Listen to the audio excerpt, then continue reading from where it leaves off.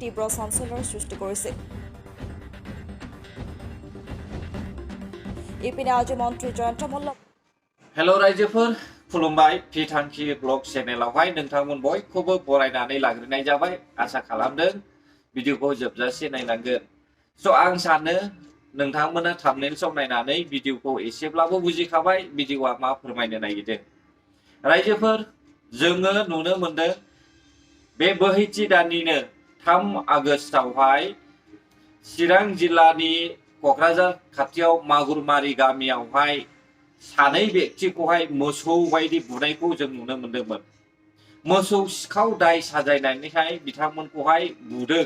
माखासे बेयावहाय बाज्रां दलजों लोब्बा थानाय बै दुथां आखुनि मानसिफ्रा डिटेल्सखौ मिथियागारा ओरैनो बुग्लिनायखौहाय जों नुदों रायजोफोर।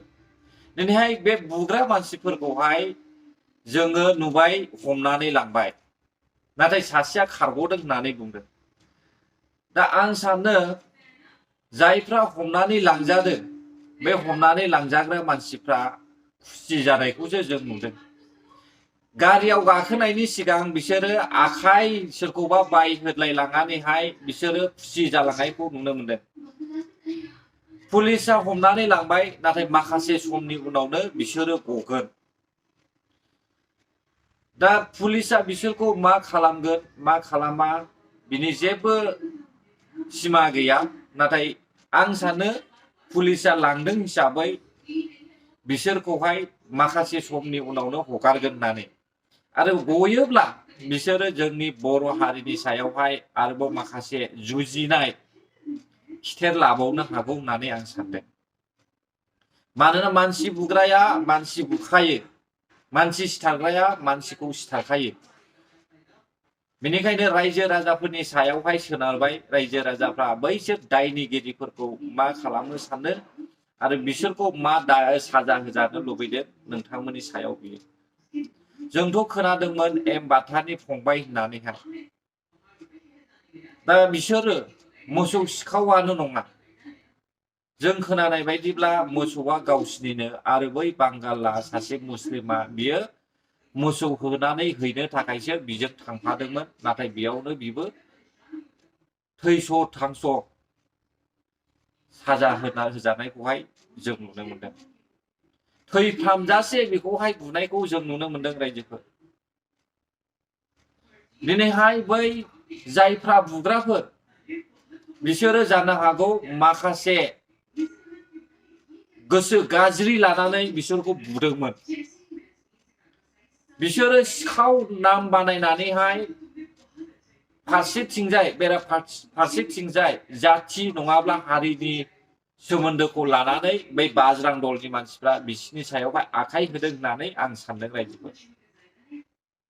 जोङो नुदों आसामनि डक्टर हेमन्त बिश्व शर्माया आसामावहाय उग्रपन्थी जोनोम होनोहाय खाबु होआ होननानै बुंदों।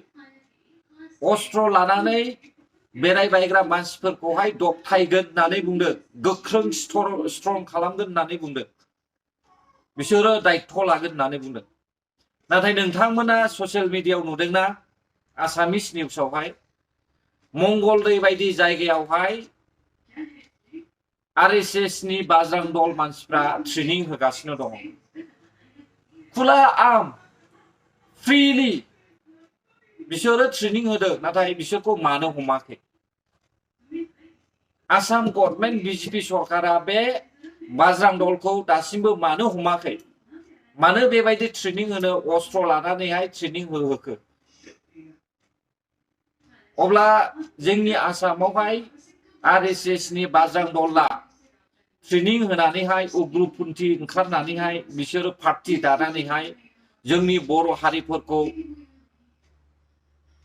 गाग्लोबनो थाखाय नाजादों नामा? डक्टर हेमन्त बिश्व शर्माया मानो दायथ' लायाखै? आसाम सरकारा मानो बे बाज्रां दलनि ट्रेनिं होनायखौ मानो एक्सन लायाखै दासिमबो? बर' हारिया माब्लाबाबो धोरोमजों नांफेरा आरो बर' हारिया मोनसेल' हारि।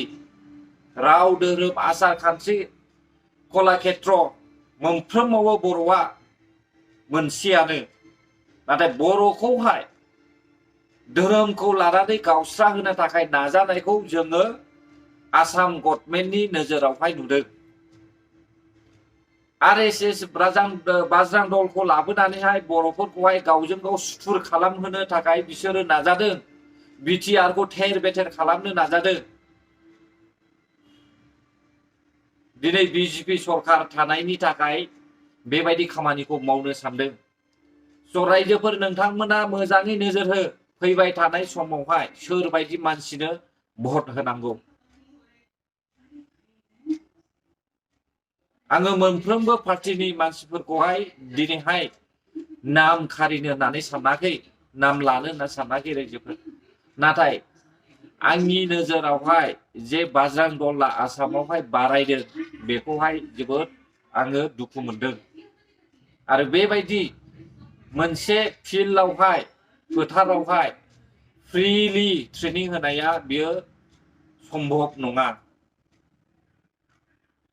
रायजोफोर नोंथांमोना बयबो मिथिखागौ, नाथाय आंनि साननाय मथे आंनि गोसोनि मोनदांथियावहाय आं बे मेसेजखौ हरनानै मेसेजखौ बेयावनो फोजोबनो सानबाय। आरो भिडिअखौबो आं बेयावनो फोजोबनो होननानै सानबाय। नोंथांमोननि थाखाय गोरोन्थि जादोंब्ला आंखौ निमाहा हो। आरो सोरबा जुदि भिडिअखौहाय मोजां मोनदोंब्ला हाजासे शेयार खालामनानै हो, जेन' आंनि भिडिअआबो बयनिबो सिगाङाव नुजाहैनाय बायदि आरो बै दायनिगिरि जायफ्रा दुथां आखुनि मानसि बुग्रा बैसोर बायदि मानसिनिसिम सहैनाय बायदि। आरो नोंथांमोना जुदि आंनि चेनेलाव गोदान हाबसनदोंब्ला हायोब्ला like, comment, share and subscribe खालामनानै होब्लानो जाबाय। गोजोन्थों। बर' हारि जै जाथों, बर' हारि अरायबो जौगाथों, बर' हारि जेब्लायबो दावगालांथों। जै बर' हारिनि।